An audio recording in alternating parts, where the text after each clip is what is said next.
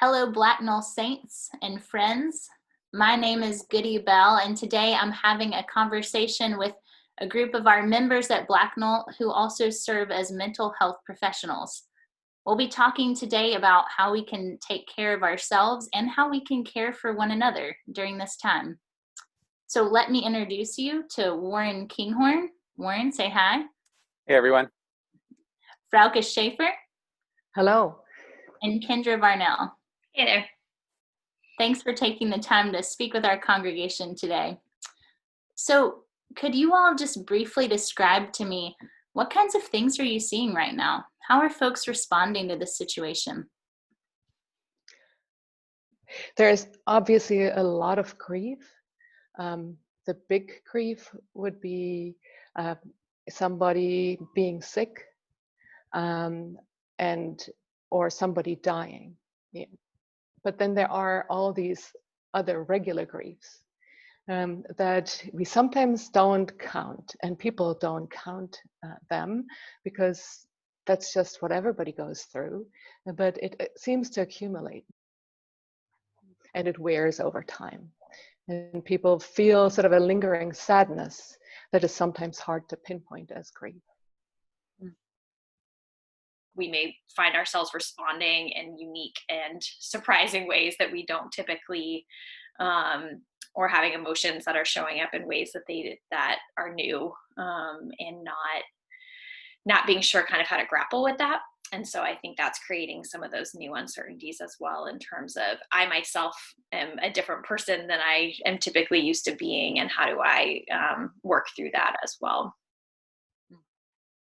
I see in my patients, and I feel in myself and feel in others, this cumulative stress of having every aspect of our lives in some way disrupted in small and large ways. And that's like related to absence of ability to meet together at church and to gather in homes and to be together.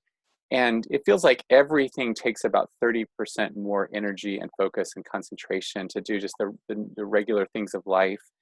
There's also a lot of anxiety about illness and about getting sick, or about those of us that have relatives who are in high risk categories about being sick, and those members of our church. Anxiety about loss of jobs and businesses, and especially the inability to provide for those who might look to us for provision. Are there scriptures that help you frame this experience, perhaps ones that you think describe what we're going through and maybe reorient us towards God? Yeah, I'll start with that. I think a lot about in the Old Testament about the Psalms, and also about the book of Jeremiah in this time. And the Psalms, because I've just described that people are feeling disoriented and disrupted. And I would just say, if you're feeling disoriented and disrupted right now, then that's okay. And you have great company, because it's throughout the Psalms. There's this constant feeling of disorientation, disruption, and wondering where God is in the midst of this. And also often a profound confession of trust in God in the midst of what feels out of control. So I think of Psalm 46, God is our refuge and strength, a very present help in trouble. Therefore we will not fear, though the earth should change, though the mountains shake in the heart of the sea, though its waters roar and foam, though the mountains tremble with its tumult. And you see this all through the Psalms. Like the psalmists are like, God, the world is falling apart around us, and where are you in the midst of that? I have been thinking a lot about when he is in Gethsemane and he turns to his disciples and says, my soul is overwhelmed with sorrow to the point of death. So really doesn't sugarcoat the emotional experience at all, and is really willing to name that. And then the second piece that I really love about this too is that he follows that with asking them for help, and turns and tells them to keep watch for him so he can go and retreat and pray. And I think that presents this incredible model, both for care for ourselves, but also how we as a community support each other, both in terms of making the ask for the help and responding to the help, or responding to the ask, I should say, and just thinking about the willingness for him to lean into such a vulnerable place, express his suffering, ask for help, and then have a community of believers who really, came around him. Then the other one that also speaks more about the issue of fear is Paul. There is a passage in Acts 18:9 where Paul, after he has experienced lots of cumulative stress and some very particular stressors that I would call traumatic, he finds himself in a place where God speaks to him, do not be afraid. And he says also, nobody is going to attack or harm you. Would we think about Paul as afraid? Not normally, but apparently he was then under those circumstances. And do we think about him being hypervigilant? Obviously he was. Otherwise, God would not need to assure him in that way. So, so when I find myself in a place where I'm stressed, where my body shows signs of fear, and when I'm perhaps vigilant about infection, or too vigilant about infection risk, I know that other very spiritual people can experience that and connect with that, and most of all, the Lord. I know that I have wanted to imagine that Christian maturity. As I grow up in Christ, I will be untouched by my circumstances. That's what maturity will look like, that I will be unaffected by vulnerability. I'll be untouched by fear. I'll be able to coast through the world when I trust Jesus enough. And that's just not what we see in Jeremiah and Jesus and Paul. So how can we, in our life together at Blacknall, make space for the full breadth of our experience, for the grief, for the joys? What does that look like? How can we care well for each other and for ourselves now? I think as Christians, we have maybe a opportunity and I think responsibility to affirm two things that are both true. And one is that there is great suffering right now and people are dying, and it is not okay. It's not okay that there's injustice. It's not okay that the most vulnerable parts of our population, whether it's people in prison or Black and Latino communities or people in nursing homes, are bearing vastly disproportionate burdens of illness from the pandemic. It's not okay that kids in Durham are not getting meals because they're not in school.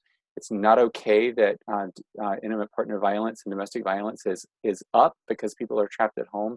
None of this is okay. And we can bring that to God in lament and say, God, this is not okay. We want to just register that things are not as they should be. We long for healing and deliverance and justice.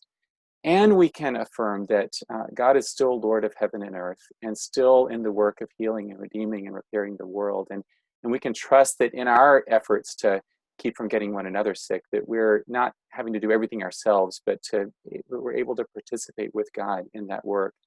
But I'd say, first of all, it's really important that we give ourselves permission to recognize when we're not doing well. And say if that applies to any of us who are watching this, then reaching out to someone else is really important. Maybe starting out with somebody else at Blacknall whom we trust, or a friend, or a member of the church staff, or one of the pastors. And I really appreciate, Goody, your presence to so many of us, as well as the other pastors and staff. I would say that also, if you're in a situation where things are not safe, or where there's any concern that you have that things are getting so hard that you're thinking of ending your life or doing some kind of harm, it's really important to get help. And I want to just briefly share a screen from a few national resources. And this is from the National Suicide Prevention Lifeline at 800-273-TALK. There's a crisis text line at 741-741, a National Domestic Violence Hotline at 1-800-799-SAFE. These are all resources that are available before and during and after the pandemic. And I would say, if you're in a place that doesn't feel safe, please get help immediately. And that's really important. I think also part of lament is to be able to join with one another in that. And I love Romans where it says, where Paul says to rejoice with those who rejoice and to weep with those who weep. And I think in this pandemic, when there's people who are rejoicing or saying, you know, my life is pretty good right now, I'm able to do all these great things and connect with people, great, we can rejoice with each other and not feel bad about that. But for those who are really having a hard time, I think taking those times to check in and to say, how are you doing? And be able to hear that and be able to sit with one another in that before we move to comfort and encouragement is a really important first step. I think building off what Warren said, if we talk about it's okay to not be okay, it's also okay, you know, to be okay right now. And I think we are probably experiencing the wide range of responses to this experience. And I've had a lot of conversations where there's almost a moment of confession where someone says that there's something that they're actually appreciating about this time, and the sense of maybe guilt a little bit of finding silver linings and finding these wonderful moments in the midst of such a global pandemic. And, you know, I think my response to that would be, we need those moments too. And we need those moments to help us endure through this time right now. And so I feel this sense of encouragement in giving ourselves permission to be wherever we are. So if it's in a place of lament, to express the lament, and if it's in a place of joy, to lean into the joy too. You know, maybe this is a time where there's more opportunity for family connection right now. Maybe this is a time where you're finding your job is slowing down a little bit.